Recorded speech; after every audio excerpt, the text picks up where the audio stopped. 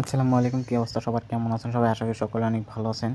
তো আমি দেখাবো যে আপনারা যারা এই 2FA এর কাজ করেন, ফেসবুকের 2FA এর কাজ করেন, কুকিজের কাজ করেন, তো তাদের জন্য মূলত আজকের এই ভিডিওটা যে আপনারা কীভাবে মূলত আমাদের রিপোর্টটা চেক দিবেন। আপনারা যে আইডিগুলো সাবমিট করবেন, সেই আইডিগুলো ওকে বা ব্যাক করছে সেগুলো কীভাবে আপনারা চেক করবেন।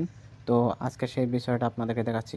তো আমাদের গ্রুপে এরকম একটা ফাইল দেওয়া হবে, এই যে দেখতে পাচ্ছেন, এরকম একটা ফাইল দেওয়া হবে। যখন আমাদের রিপোর্ট চলে আসবে এরকম একটা ফাইল দেওয়া হবে। এই ফাইলটা জাস্ট আপনারা ওপেন করবেন, ঠিক আছে?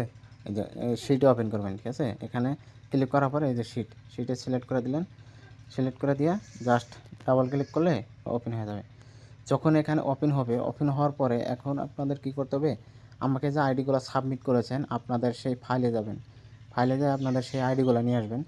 ধরেন আমি এই 6 তারিখে এই আইডিটা সাবমিট করেছিলাম। তো এখান থেকে জাস্ট আমি আইডিগুলো কপি করে নেব। যতগুলো আইডি সাবমিট করেছিলাম ব্যাগটি আমি কপি করে নিলাম, ঠিক আছে? তো দেখেন আমি মোট কথা এতগুলো কপি করে নিলাম। তো কপি করে নেওয়ার পরে যতগুলো আইডি সাবমিট করেছেন সবগুলো এভাবে কপি করবেন। কপি করার পরে আপনাদের এই শিটে যাবেন যেটা আপনি আমাদের গ্রুপে পেয়েছেন। এখানে যাওয়ার পরে জাস্ট পেস্ট করবেন।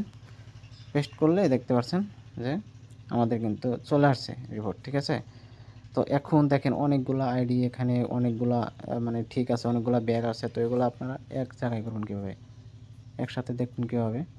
তো এখানে ফিল্টার অপশন আছে এখান থেকে, ঠিক আছে? তো এই যে 1 নম্বর সিলেক্ট করবেন, করার পরে জাস্ট টান দিয়ে নিচে নিয়ে যাবেন। নিচে যতগুলো আইডি সবগুলো এভাবে সিলেক্ট করবেন, ঠিক আছে? আরও নিচে যান, ঠিক আছে? আছে এই যে সিলেক্ট করলাম। সিলেক্ট করার পরে এখন আপনি এই যে এখানে 3 ডটে যাবেন, এই 3 ডটে, এই যে 3 ডটে যাওয়ার পরে এখানে যাবেন যে ক্রিয়েট ফিল্টারে যাবেন।